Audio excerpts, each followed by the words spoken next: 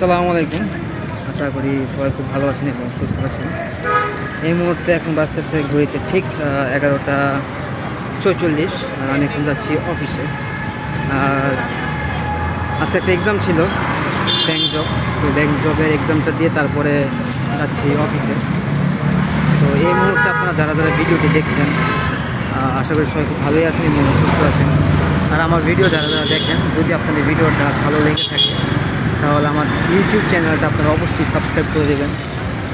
আর previous ভিডিওগুলো আপনারা দেখবেন। আর আপকামিং যে ভিডিওগুলো আসবে, কন্টিনিউয়াসলি ডেলি ভিডিও আসবে, এই ভিডিওগুলো আপনারা সবাই দেখবেন।